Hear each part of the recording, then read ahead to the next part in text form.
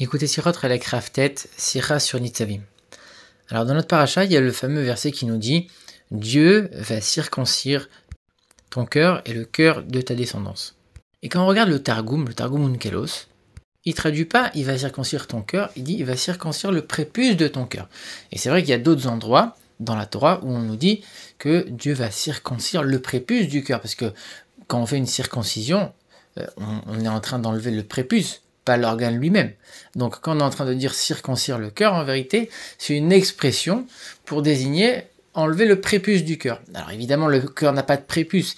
Ici, on est en train de parler d'un niveau spirituel, d'une image, de dire qu'il y a une couche qui voile, qui enveloppe un peu le cœur, qui bouche le cœur, de sentir la divinité, de s'en rapprocher, etc. Et on va retirer ce voile qui empêche le cœur de ressentir et de s'approfondir dans la divinité. On dit Dieu, il va couper, il va enlever ce prépuce, entre guillemets, cette couche-là. Et donc Unkelos, il vient, il te dit, alors ici c'est un peu un abus de langage, on ne va pas circoncire le cœur lui-même, on circoncie le prépuce du cœur. Mais ce qui est intéressant, c'est que Rashi ne dit rien à ce propos-là, alors que quand il y a une question, dans le sens simple du texte, Rashi vient toujours l'expliquer. Ça veut dire qu'ici, c'est soit que la réponse est tellement évidente que Rashi ne répond pas, soit Rashi il a déjà répondu à cette question et donc il ne revient pas dessus. Alors quand on regarde un petit peu l'ensemble du contexte de ce verset, on comprend un peu mieux. Parce que quand on regarde les versets d'avant, on est en train de parler de la tchouva du peuple juif, que le peuple juif va revenir à Dieu, va recommencer à pratiquer la Torah et les mitzvot, à se rapprocher de Dieu. Et donc, quelque part, une fois que le peuple juif s'est déjà rapproché de Dieu, il s'est séparé de toutes les impuretés, de toutes les choses négatives, eh bien, le cœur à ce moment-là, il est déjà circoncis. Donc, quand Dieu il vient dire « je vais circoncire ton cœur », on n'est pas en train de parler d'enlever le prépuce, puisque la couche qui bouche le cœur, qui bloque le cœur, elle a déjà été enlevée. Le peuple juif est déjà retourné à Dieu. Donc, il n'y a plus de prépuce ici.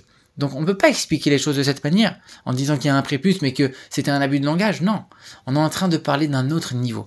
Quand on est en train de dire à ce moment-là, Dieu va te circoncire ton cœur, ça veut dire que Dieu va te faire atteindre un niveau de connexion à lui beaucoup plus profond. Et c'est quoi ce niveau? C'est ce qui est écrit dans le verset d'après, pour aimer, pour arriver au niveau d'amour de Dieu. Un certain niveau d'amour tellement puissant que c'est Dieu lui-même qui va venir nous permettre d'y accéder. Donc ça voudrait dire qu'au début, c'est le juif qui revient vers Dieu, avec quelque part la crainte de Dieu à ce moment-là, et ensuite, une fois que le juif est revenu vers Dieu, et qu'il a fait tchouva, et qu'il a développé en lui la crainte de Dieu, là, où mal Hashem Elokecha et Levavecha, Dieu va circoncire ton cœur et va te faire atteindre le niveau d'amour de Dieu. Mais à ce moment-là, on a quand même une question, parce qu'ici, on est en train de parler d'amour. Et pour parler d'amour de Dieu, tu me parles de couper quelque chose, de te séparer d'un morceau, d'enlever quelque chose. Comment ces deux idées peuvent aller ensemble? Et puis, l'amour de Dieu, quelque part, c'est une mitzvah. C'est quelque chose que la Torah a déjà mentionné, c'est une mitzvah qui incombe à chaque juif d'aimer Dieu. Donc, ça veut dire quoi que c'est un niveau qu'on va atteindre? De quoi on parle ici? D'ailleurs, dans le schéma, on le dit, Ve'ahavta et Hashem Elokecha, tu dois aimer l'Éternel, ton Dieu. On le dit 2 fois par jour dans le schéma. Donc, il faut comprendre ça.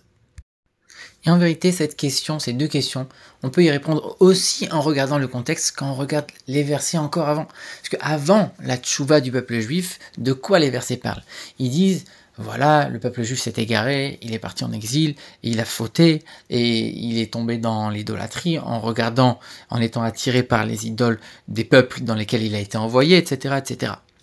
Et là-bas, dans ces versets, ce qui ressort, c'est un égarement du cœur, et surtout, le fait de regarder quelque chose. Vous avez vu leurs idoles, vous avez vu leurs pratiques, vous avez vu leurs coutumes, vous les avez désirées, et donc, à ce moment-là, vous vous êtes égaré. Et en vérité, dans l'égarement d'un juif, il y a 2 aspects. Le premier aspect, c'est quand lui-même, le juif, il a des mauvais traits de caractère, des mauvais comportements. C'est quelque chose qui est lié à son travail personnel sur lui-même. Est-ce qu'il s'est assez raffiné, est-ce qu'il s'est assez travaillé ou pas? Et la deuxième chose, c'est que même quelqu'un qui sait travailler, même quelqu'un qui a raffiné son cœur et qui fait en sorte d'avoir des bons traits de caractère, des bons comportements, mais le fait de voir des choses attirantes autour de lui qui sont interdites, au bout d'un moment, il va forcément en avoir envie, et là, ça va être très dur de résister, même si c'est quelqu'un qui est bien, qui sait travailler, qui a un cœur pur, mais le fait de voir des choses négatives autour de soi, il y a une influence et il y a un désir du cœur qui va entraîner petit à petit le juif également à s'égarer. Et donc c'est ça que le verset vient souligner ici. Il dit, déjà c'est une circoncision. On doit couper. Qu'est-ce qu'on doit couper? On doit couper le lien entre la vision et le désir du cœur.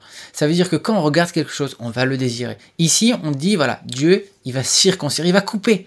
Il va enlever cette couche superficielle qu'il y a sur le cœur qui bouche le cœur. C'est-à-dire, il va couper le lien entre la vue et le désir. Pour que quand, malgré le fait qu'on va regarder, qu'on va voir des choses qui sont négatives, qui sont des fautes, qui sont interdites, eh ben, on va avoir les forces de ne pas y tomber, de ne pas les pratiquer malgré qu'on les a vus, puisque malgré le fait qu'on les a vus, puisque Dieu a coupé le lien entre la vue et le désir, eh bien il n'y aura pas de désir derrière, et donc le juif ne tombera pas. Donc ça c'est la première chose, c'est déjà le fait qu'il s'agit d'une circoncision, de couper quelque chose, même si c'est pour atteindre l'amour de Dieu. Et la deuxième chose, c'est que c'est Dieu qui doit couper, ou mal Hashem Elokecha. Ça suffit pas d'avoir le travail personnel du juif, de dire « moi je vais avoir l'amour de Dieu » qu'on demande comme une mitzvah qu'on a et qu'on va répéter dans le schéma 2 fois par jour. Ça c'est le travail du juif sur lui-même. C'est le prépuce que le juif enlève de lui-même. C'est la première étape qu'on a vue tout à l'heure. C'est-à-dire que c'est le travail du juif sur lui-même avec la crainte de Dieu qui va faire tchouva vers Dieu. Mais le fait d'enlever le lien entre la vue et le désir, ça c'est pas quelque chose que le juif peut faire tout seul, puisque le fait que quand on va voir quelque chose, on va le désirer, c'est une nature que Dieu a mis dans l'homme. C'est quelque chose de naturel qui est inhérent à l'être humain. Et donc on ne peut pas l'enlever seul. On a besoin que Dieu lui-même, qui lui a mis cette nature dans l'homme, que quand il va voir quelque chose, il va en avoir envie, Dieu lui-même qui a mis cette nature doit également l'enlever. Et donc c'est Dieu qui doit faire ça. C'est pas le travail du juif comme la mitzvah d'aimer Dieu, qu'on répète 2 fois par jour pendant le schéma. C'est un travail de Dieu. C'est-à-dire que là, c'est une deuxième étape. On a la première étape où c'est le prépuce qu'on va enlever. Et à ce moment-là, c'est le travail du juif, le retour vers Dieu. Et on a la deuxième étape, c'est ce niveau d'amour de Dieu que le juif va atteindre. Et ça, c'est par Dieu qui va couper le lien entre la vision et le désir. Et à ce moment-là, qu'est-ce que le verset dit? Tu vas aimer l'Éternel ton Dieu, les ma'an chayecha. Ça va être toute ta vie. C'est, quelque part, tu es complètement débarrassé de toutes ces tentations, de toutes ces visions, de toutes ces choses négatives, et tu vas arriver à un niveau d'amour tellement fort où la divinité, la sainteté, la Torah et les mitzvot, ce sera ça toute ta vie. Et maintenant, le rabbi, il va essayer d'établir un lien avec la période pendant laquelle on va lire cette paracha de Nitzavim, et on sait qu'on lit Nitzavim toujours à la fin du mois d'Elul, avant Rosh Hashanah. Et ce verset, où Mal Hashem Elokecha et levavecha ve et levav zarecha, quand on prend et levavecha ve et levav, les initiales c'est Elul. Ça veut dire que tout ce concept de tchouva, il est adapté à Elul. Et c'est pour ça que le Baal HaTurim, il va prendre ses initiales et il va dire, c'est pour ça qu'en Elul, on va faire les slichot, on va demander pardon, on va faire tchouva vers Dieu. Donc ça veut dire que le Baal HaTurim, il est en train de pencher un peu plus vers l'explication du Targum Onkelos, comme on l'a vu, d'enlever le prépuce, sous-entendu que le prépuce n'a pas été encore enlevé, et donc c'est un mois, c'est une période où on est encore dans la crainte de Dieu, dans la tchouva, en train de revenir vers Dieu. Mais comme on l'a dit, selon Rashi qui lui ne dit rien, quand on regarde le sens des versets, ici on est déjà à l'étape d'après, comme on l'a dit. On a déjà enlevé le prépuce, on est déjà revenu vers Dieu. Et à ce moment-là, on est juste dans la deuxième étape d'atteindre l'amour de Dieu. Et donc ça, c'est le deuxième côté du mois d'Elul. C'est sur celui-là que va mettre l'accent cette manière de penser, ce deuxième avis, qui est que le mois d'Elul, il est empreint d'amour de Dieu. Comme on connaît la parabole de l'Admor HaZaken, c'est le mois où le roi vient dans les champs, il est accessible à tout le monde, il va montrer un visage souriant à tout le monde. Il y a les 13 attributs de miséricorde, de Rachamim qui vont se dévoiler. Et donc l'accent qu'on va mettre pendant ce mois d'Elul, plus que sur la tchouva, le repentir, le retour à la crainte de Dieu, ça va être beaucoup plus sur l'amour et la connexion et la miséricorde avec Dieu. Et donc ça veut dire que selon le Baal HaTurim, tout ce niveau d'amour qui est mentionné ici, ça c'est pas inclus dans le mois d'Elul. Ça, c'est le niveau qu'on va atteindre après, pendant les jours de Rosh Hashanah et de Yom Kippour. Et ça, l'Admor HaZaken en parle. Il est en train de dire que dans le mois d'Elul, c'est le travail du bas vers le haut, du juif vers Dieu. Comme on l'a dit, le roi est dans le champ. Et après, pendant Rosh Hashanah et Yom Kippour, les jours redoutables, c'est le mouvement, c'est de Dieu vers le juif, quand Dieu va se dévoiler dans toute sa splendeur dans son palais. Et là-bas, pas tout le monde peut accéder. Par contre, c'est écrit que là-bas, l'amour de Dieu va être complètement implanté dans le cœur du juif. Ça veut bien dire que ce niveau d'amour de Dieu qui va être atteint pendant les jours redoutables de Rosh Hashanah et de Yom Kippour va être encore plus grand que le niveau d'amour qu'il y avait pendant les mois d'Elul. Et donc en fait, on peut comprendre ces deux manières d'expliquer de la manière suivante. On a le sens simple. Et le sens simple, il parle à chaque juif, de manière à ce qu'on parle de choses qui sont accessibles et qui parlent à tout le monde. Et donc, à ce moment-là, on est en train de dire que l'amour de Dieu, il est aussi pendant le mois d'Elul, parce que le mois d'Elul, c'est le mois où le roi il est accessible, il est dans le champ. Donc n'importe qui peut accéder à ce niveau d'amour. On est en train de parler du niveau du sens simple qui est accessible à tout le monde. Par contre, quand on parle du sens allusif de la Torah, ça c'est le Baal HaTurim, c'est un niveau plus profond, plus élevé dans la compréhension de la Torah et aussi dans le service de Dieu. Eh bien là, on vient te dire non. Le mois d'Elul, t'es pas encore dans l'amour. Le vrai amour, le niveau le plus profond, ça va être pendant les jours redoutables de Rosh Hashanah et de Yom Kippour. Et c'est un niveau beaucoup plus haut, beaucoup plus profond. Et pas tout le monde peut y accéder. C'est seulement ceux qui ont réussi à rentrer dans le palais du roi.